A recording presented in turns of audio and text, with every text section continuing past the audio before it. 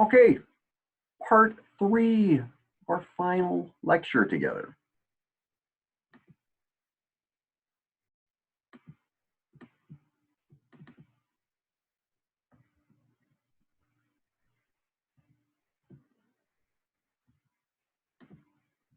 Okay, so the final couple of conditions we'll talk about are gastric ulcers and bloat and a few others. And this is definitely a big one. Gastric ulcers are frustrating because patients can have them and you won't know. So what's happening with the gastric ulcer? So remember, we talked about these different layers of the intestinal tract. Our focus here will be the stomach, even though you can get an ulcer in the duodenum too. But again, we get, we're in this environment with a pH of about 2. It's a highly acidic environment. It's got hydrochloric acid, and what happens with a gastric ulcer is that acid is burning through the mucosa and the submucosa, and they're very painful. Sometimes patients will vomit, not want to eat. Their poops can be dark or black colored because they're bleeding and the blood is getting digested, and it gets this kind of coffee ground color, black and sticky. They might vomit blood, but it's important to know sometimes they're bleeding. The poops look normal. Sometimes we have to do what's called an occult fecal blood test, and we send feces to the lab, and the poop looks normal, but there's actually blood in it. So these can be kind of hard to diagnose sometimes. This is that same picture, okay, but here we're going to say it's real melena, right? This is digested blood. It just turns black when it gets digested, all that hemoglobin in the blood. Something about it turns black. We see gastric ulcers in a lot of different species. You'll see why horses are maybe a little more at risk than other species. And you can just sort of see these sort of different severities here. It mentions, it's a little hard to see, but some of the warning signs: colic, unwilling to work, poor appetite, avoiding. This is preferring hay. So you'll see partly why that is. In people, this is part of why people take drugs like Pepcid and Prilosec. There can be, of course, very severe gastric ulcers, but even sometimes just the feeling of acid getting up into the esophagus can cause what you would call acid reflux, right? That can also be very uncomfortable. But we can use these drugs to help with gastric ulcers. So we'll talk about the stomach. Recall that it is a very acidic pH, and so the stomach has to be well equipped with ways to deal with it, to contain it, to make this acid without damaging the stomach lining. So there's a balance. We need to have a very acidic environment to help kill microbes, to help begin the process of digestion, but we also need to protect the stomach. If something disrupts that, then we can get gastritis or even ulceration. So the stomach, just kind of look around us here, right? In each of these ridges behind me, these little folds in the stomach, there are little glands. They're called gastric glands. And in lining, if you could go down any of the little folds in these, in the stomach behind me, here's what we would find. So this is a fold of the stomach. And we find these little cells. There's little cells called parietal cells and chief cells. There's mucus neck cells. You could just call them mucus cells. They should not say mucus. So that's, mucus should have an O in it. All right. So right? Mucus, mucus, right? Mucus. That's misspelled. And each of them makes some component of the contents of the stomach. So parietal cells, they make hydrochloric acid. Chief cells make this enzyme. It's called pepsinogen. Pepsinogen, when something ends with ogen, that means it's not activated yet. So pepsinogen is the enzyme, but it has not been turned on yet. And then these goblet cells or mucus cells, they make mucus. And we'll talk later about these G cells. So together, right, whatever you ate for breakfast or are snacking on right now, these little guys and gals are busy helping you digest your food. Like we said, the parietal cells, they're making hydrochloric acid. And you would think that would be enough. It's actually not enough. But the acid will change the shape of the proteins that you ate. And it will also activate pepsinogen into pepsin. Pepsin is the actual active enzyme that will then start to break up and snip proteins into smaller peptides. In fact, that's probably where it gets the word pepsin, is it breaks up protein, peptides. Chief cells are actually making pepsinogen. It's in an inactive form. And then when it gets out exposed to the hydrochloric acid, it gets activated in the lumen of the stomach, where it can do its job. Proteolytic, lytic means to destroy, and proteo means protein. So it's helping to destroy proteins. And you can kind of see that here.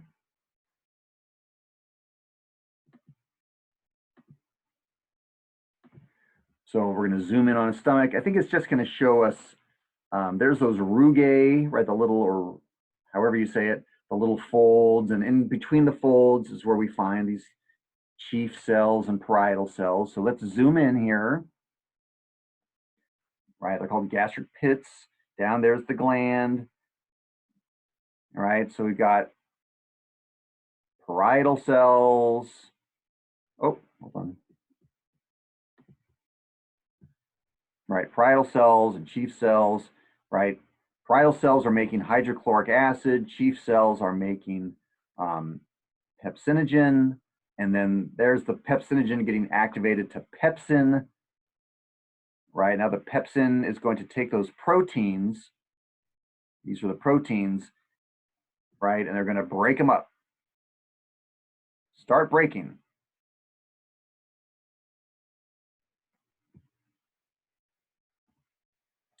Like I said, by themselves, they're actually not that great. If you just took a little hunk of meat and you put it in hydrochloric acid, it would unfold it, but it wouldn't destroy it maybe, at least not right away.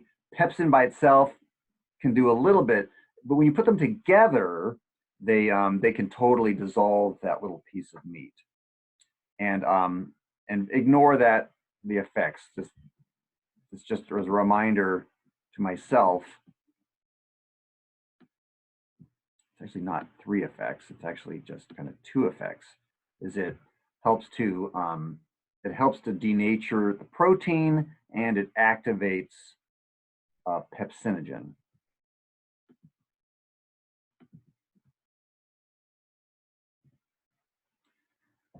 There's also these mucus cells, not mucus neck cells, not mucus with a US. Again, they're making mucus that is going to protect kind of the slime around the walls of the stomach here and protect it from acid. So the acid will destroy mucus, but then the stomach will just keep making more mucus. And then these cells down here produce a hormone called gastrin. Now, we didn't talk about gastrin last week because it's a very specific hormone. It doesn't affect the brain or the adrenal gland or the ovaries or anything. It just affects the stomach. So it's kind of weird. It acts locally on the stomach. And one thing it does is it's going to stimulate histamine release from these gastric mast cells. Now they're called enterochromaffin-like cells. I don't care if you know that, but you know, it's there. We've said it, but it's going to make them release histamine, and then the histamine is going to stimulate the parietal cells to make more hydrochloric acid. So when you eat something, all this is going on. Gastrin is going to release histamine. Histamine is going to say, hey, parietal cells, make more hydrochloric acid. The gastrin is also going to make the stomach contract more. So these are all to help you digest, you know, that piece of pizza you just ate. Well, let's talk a little bit about, because I mentioned gastrin. Keep that in mind because you're going to see how we're going to use that to understand certain drugs. So what causes gastritis, or what causes an actual gastric ulcer, and why would we ever need a drug like Prilosec or Pepcid? Well, a lot of different things can cause gastritis or gastric ulcers. Certainly stress can, but let's start by just reviewing what we just said, right? So you've got mucus being made by those mucus cells, and the mucus cells also can be stimulated. You've got these called homeostatic prostaglandins. These are the housekeeping or good prostaglandins. They stimulate goblet cells to produce mucus, and they're actually going to try to inhibit the parietal cells from making too much hydrochloric acid, right? So we've got histamine telling the parietal cells to make hydrochloric acid, and you've got the mucus, you know, saying maybe don't make so much. Well, anything that's going to screw around with those prostaglandins is going to reduce mucus production. So cortisol and non-steroidal anti-inflammatories, especially the non-COX specific ones like aspirin and phenylbutazone and flunixin, any prescribed glucocorticoids, these can all block production of the homeostatic prostaglandins. And so if they're not there to stimulate the production of mucus, we got no mucus. And now all that stomach acid can start to eat away at your stomach. And other things can cause or contribute, in animals, like in cows, if we're feeding them too much grain, if horses are not getting enough long stem fiber,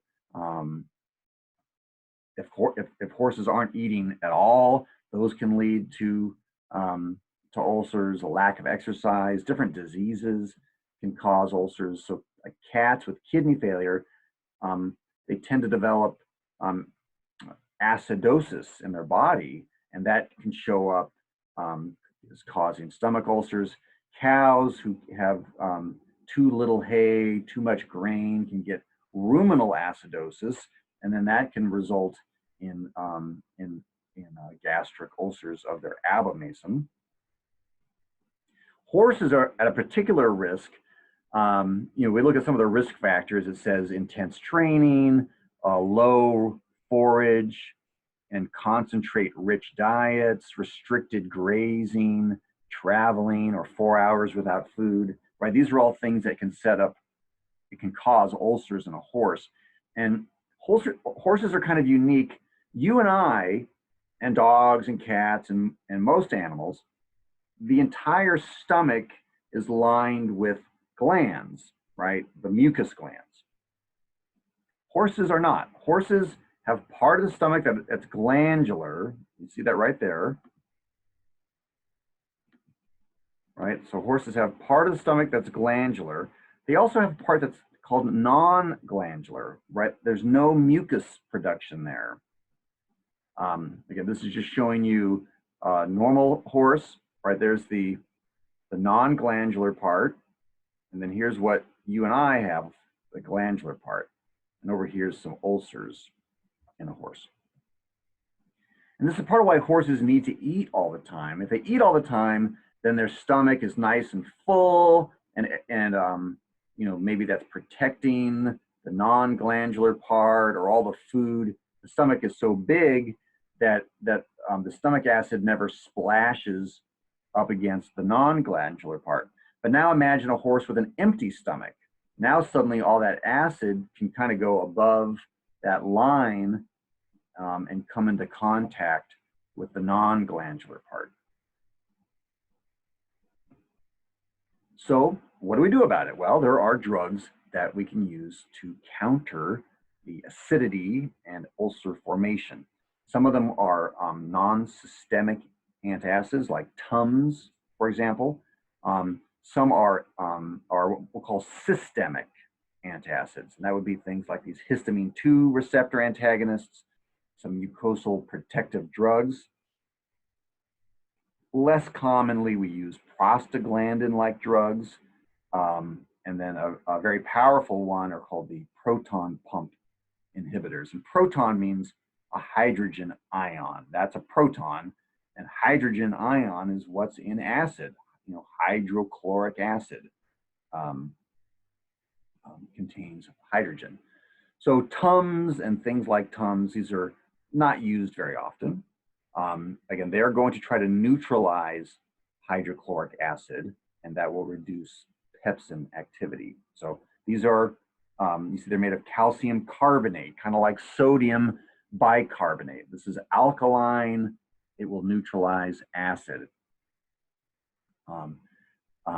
Some use magnesium instead of calcium, but we have to be careful because magnesium can be absorbed into our patients, and that might be okay if they're healthy otherwise, but if they have renal failure, they may not be able to get rid of that magnesium. There's one very special antacid we use in cats and dogs. It's called amphigel, but it's just an aluminum antacid. So it's not calcium, it's not magnesium, it's aluminum. And there's something about these that will bind phosphate. Phosphate is kind of not really an electrolyte, it's kind of like an electrolyte. But patients in renal failure will get high levels of phosphates and it makes them feel horrible. I heard someone say once that it's the high phosphates that really make kidney failure patients feel lousy. They don't want to eat, they're tired. So if we can keep phosphate levels down, good. And that's where a drug like aluminum hydroxide is used. There is some, but like I said, we don't use these that much. Part of the reason is they can sometimes interfere with other drugs because other drugs are designed for a particular pH of the stomach, and if we start to change the pH, these drugs may not get absorbed. So fluoroquinolones, thyroid supplements, glucocorticoids, we may have to keep that in mind if a patient is on any of these non-systemic antacids. We may need to come up with a different solution, like one of the systemic antacids. I just put this is kind of silly looking. This is from some human nursing, but I just like that they mention phosphate, they mention amphigel. He looks kind of evil, but he's just using this sort of amphigel to put out phosphate. Anyway, so you'll definitely see aluminum hydroxide used if you work with dogs and cats very much. Okay, Pepsid is an example of this next group. These are called the histamine 2 receptor antagonists. So you remember I said that gastrin will stimulate certain cells to make histamine, and then the histamine will stimulate the parietal cells. Well, this is going to block the histamine receptors. Right? Gastrin is going to try to stimulate another cell to make histamine. This will stop that. So if we can reduce histamine production, then that's going to reduce acid production. Okay. And drugs like ranitidine Famotidine is Pepcid. One of those, I think either cimetidine or ranitidine is Zantac, if that sounds familiar. So you can find all three of those at the drugstore. But we use Pepcid. We use famotidine, which is Pepcid. We probably use that the most often. And I use it for patients with parvo, patients with gastritis, patients with, gastric ulcers, a variety of things. For gastric ulcers, this is one of the best drugs. This is one of the mucosal protective drugs, and it's kind of cool how it works. So it's a pill or a liquid, but what it'll do is it will come into contact with, let me try something here. This pill, when it hits the stomach, it will dissolve and it'll form this kind of sticky paste. Wait a minute, why is it not? Well, that's annoying. Hold on.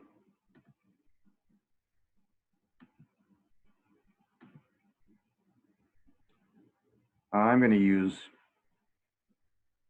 yellow for my demonstration here, right? So it hits that. Oh, it still doesn't work. I'm sorry, folks. Oh, well, there it is. Oh, it's kind of working. Okay. Anyway, what I'm trying to do is color in the, when a patient takes sucralfate, it ends up forming this sticky paste that will cover the ulcer. So it acts like a kind of sticky liquid Band-Aid, and then it'll protect the ulcer and it can kind of heal itself underneath that. It needs an acidic environment to work. So if you ever are sending this home with a client, we'll often tell them to give it on an empty stomach. So we may say, give it, 1 hour before mealtime, or give it 2 hours after a meal. Most drugs we want to give it with a meal, but this is one where we want it usually on an empty stomach. The prostaglandin analog just means that it's like a prostaglandin, like a good prostaglandin.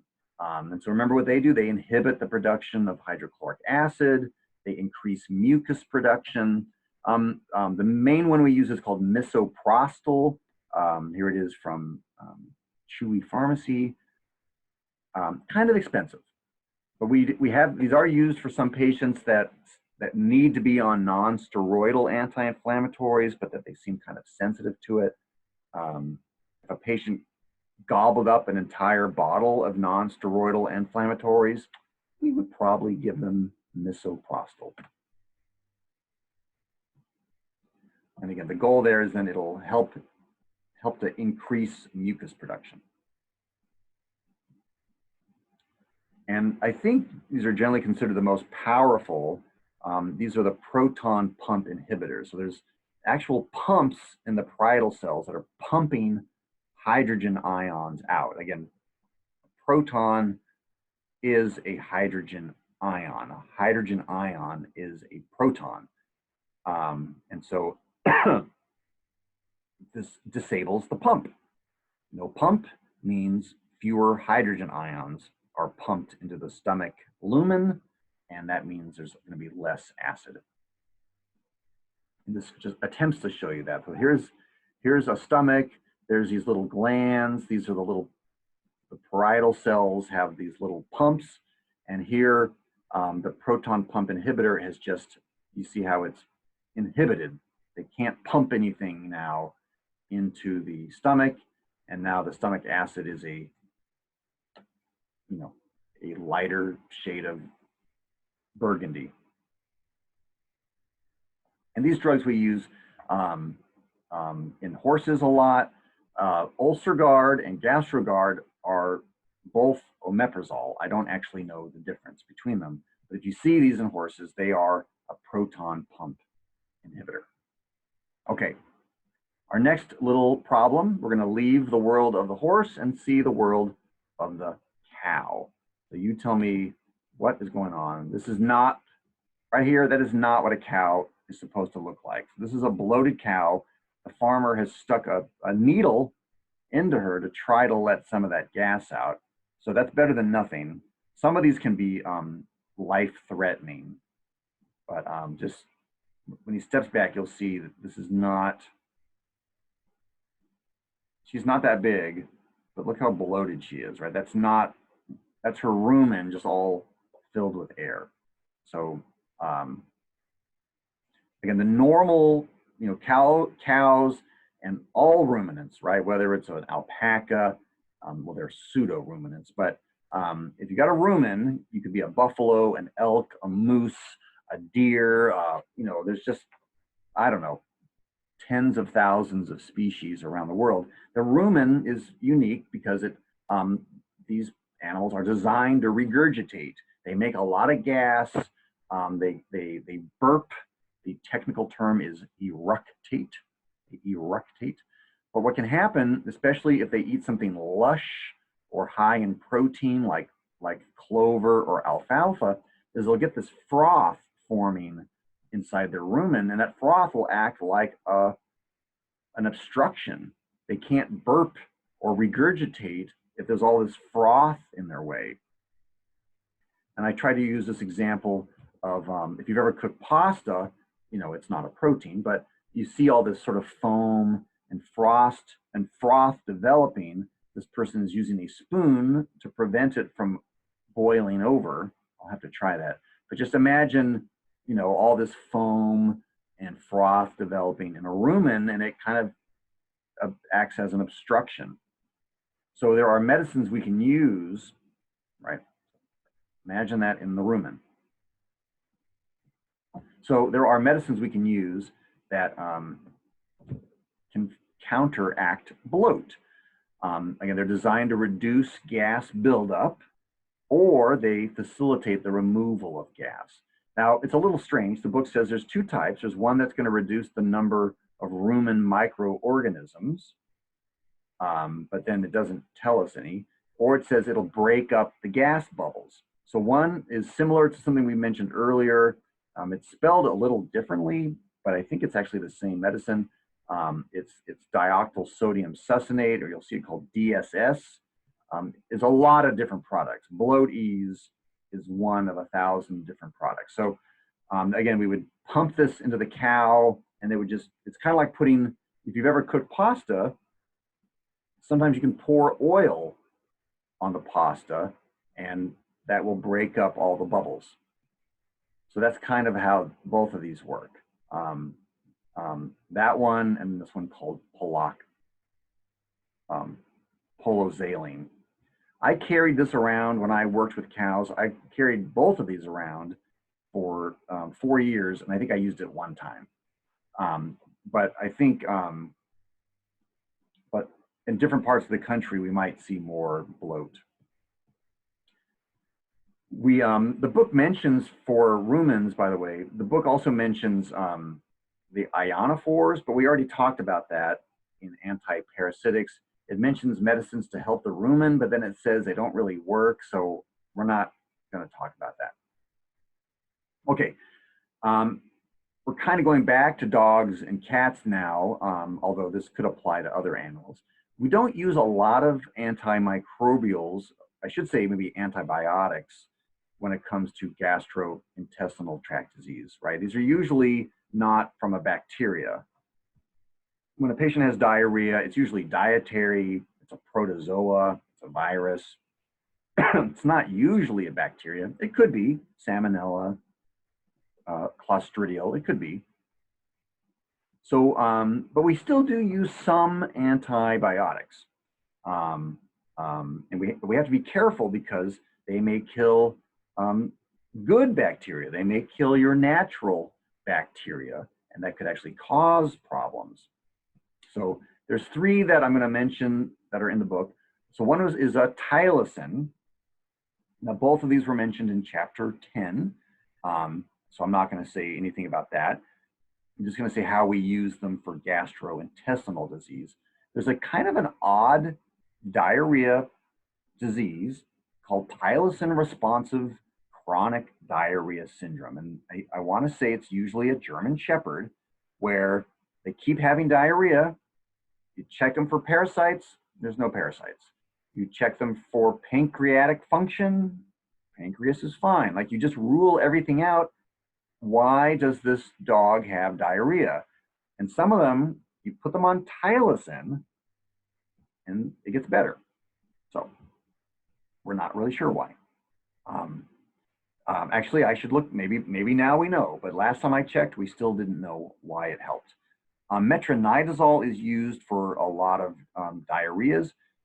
It does reduce some, it may treat a pathogenic bacteria, but we mainly use it for its anti-inflammatory powers, because it reduces, we're not entirely sure of how it does that. One theory is that it reduces the numbers of bacteria that can stimulate GI tract inflammation. The totally different drug, it's not really a drug, but it's giving, remember I said water is a great therapy. Well, so are electrolytes. Patients with diarrhea or vomiting can lose valuable electrolytes. And of course, it's kind of hard to give dogs. You can't just give a dog or cat, you know, a bunch of electrolytes, but you can in a horse and a cow. And so this is something that I did pretty regularly. This veterinarian has a metal tube in the cow's mouth, and then he's going to put another tube down that, and he has it kind of hooked to her nose so that she doesn't swallow it or shake it out. So, and then he's going to pump a bunch of electrolytes in. So this is really great.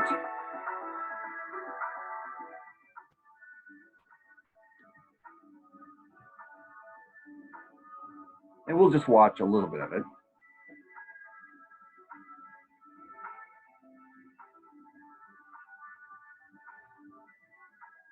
Right. So actually, I guess it's, maybe it's not metal. It's maybe more of a PVC pipe. So one of the things we commonly do now is use stomach pumps to get large volumes of water into cows quite quickly and safely, and can be done by vets or farmers. More and more farmers have these pumps these days, so it's very important to know what you're doing when placing a stomach tube. So I'm just going to go through now how to safely put an Agus pump down a cow and administer fluids whilst checking that you're not doing any harm to the cow.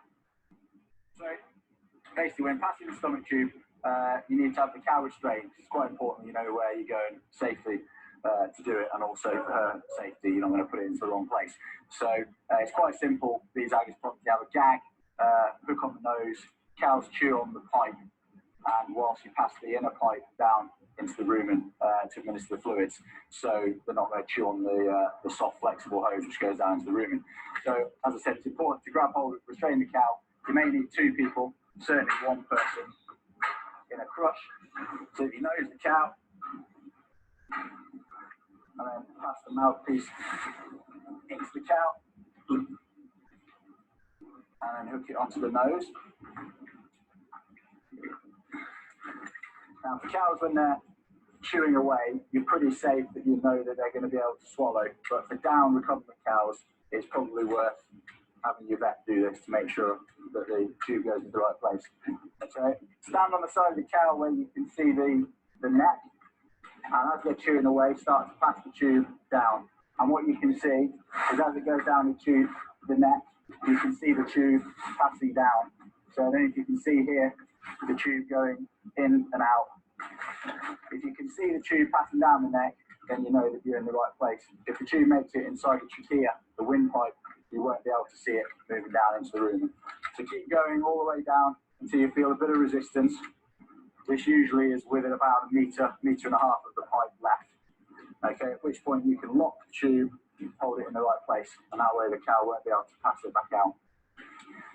I've detached it from the pump just so that you can also check now that it's in the right place. If it was in the lungs, you would feel air against your face.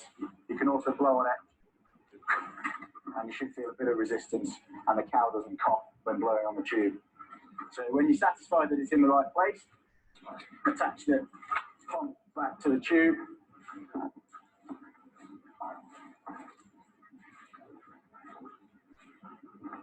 And then slowly as you start to pump, keep an eye on the cow, check that she doesn't become restless or start coughing too much.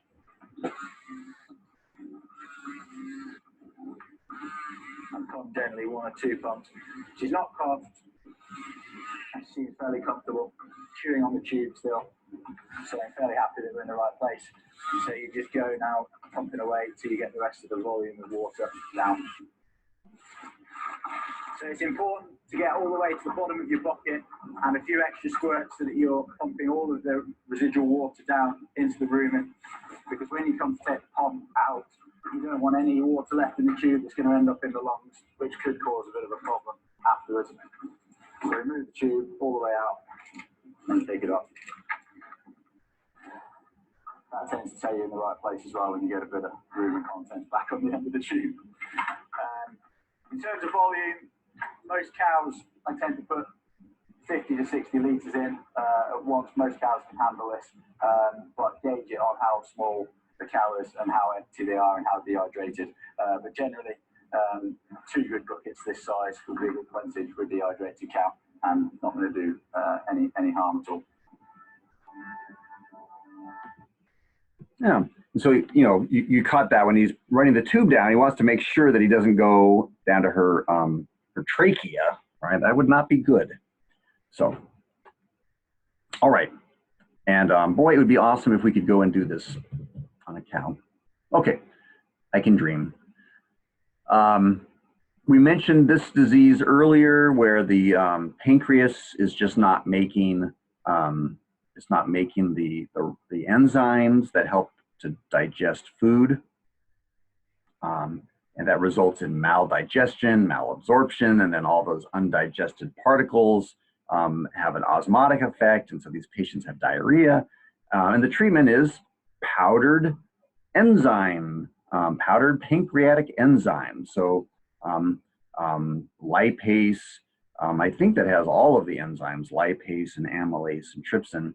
And then the dog, it's for life, but it's usually pretty satisfying to treat. You just have to mix in a scoop of this powder for life, and they and now that will help them. It'll supply the enzymes they need. Steroids can be used to treat various autoimmune, or I should say immune-mediated conditions. So these are conditions where the immune system is the problem.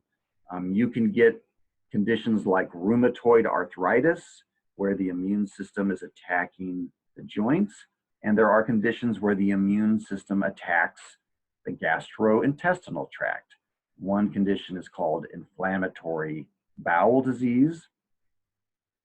These can be quite complicated. There's many different kinds of inflammatory bowel disease. Some of them have a food allergy playing a role. I included the picture of this cat here because I don't have a good picture of intestines, and I just want to make the point that this cat has a condition, has an allergy, but it's manifesting as these various weird sores on its hard palate or its lip. So so we can use corticosteroids, but one of the adverse effects, or depends how you want to think about it, corticosteroids suppress the immune system. Now that's what we want to do if there's an immune mediated disease. But the point is we need to make sure there's no parasite, there's no virus, there's no fungus, there's no bacteria. Because if we give something to suppress the immune system, the patient's going to get worse, not better. Even patients who, let's say you have a cat who, let's say you have a dog who previously had Demodex. Now they've got inflammatory bowel disease. You give them glucocorticoids. Now suddenly the Demodex comes back. So, we have to be very careful when we use them. The cat had toxoplasma, and we gave them glucocorticoids. I think that could that could maybe worsen or cause the toxoplasma to come out of hibernation. Anyway, so just keep in mind it's controversial. maybe I shouldn't say controversial. I just should say you need to, the veterinarian will be needing to make sure there is no infectious causes or any evidence of some other infection in the patient. And just to show you that this condition called an eosinophilic granuloma, this is the same thing here. They call it an indolent ulcer. This is what an allergy can show up affecting, you know, part of the digestive tract. This I wanted to mention, it's not in the book, but probiotics are really helpful. Probiotics just refer to putting the good bacteria in the stomach. Patients who have some sort of diarrhea, for example, they often have an upset, an imbalance of the good bacteria and the bad bacteria. So this is a way of trying to restore the good bacteria. Prebiotics is basically just means food for the good bacteria. So prebiotics are usually some sort of a soluble fiber or something that is a food source for your good bacteria. They're never really contraindicated. Probiotics are not, but when would they not be so effective? Well, what if your patient was on antibiotics? If they're taking daily antibiotics and you give them probiotics, well, the antibiotics are going to kill the probiotics. So sometimes we try to, some veterinarians will start the probiotics after antibiotics are finished, or will, you know, maybe give an antibiotic in the morning and a probiotic at night or something like that. And keep in mind, these are nutraceuticals. So these are not, they're not regulated by the Food and Drug Administration. Any old crap could have the label probiotics. So how do you know if a probiotic is good? Well, in general, we think the Purina's products, Fortiflora for dogs and cats, are good. Also, look for this thing over here. This thing called it's called the National Animal Supplement Council. So if you look for this little seal here, NASC. If you see that, that usually means that it's a reputable product. Clients are going to ask you about products and say, well, just look at the label. Does it have the little yellow NASC label? If it does, that it may still be crap, but it's probably less likely to be crap. And that, folks, brings us to the end, not just of part 3, but of our lectures. So I'll be seeing you online as we talk about toxicology, and we'll share our thoughts. And certainly if you have any questions, you can reach out to me. We can meet via Zoom. I'll come up with some other ideas as well. But it's really been great working with all of you this semester. And let me know if I can help with anything in the future. All right. See you later.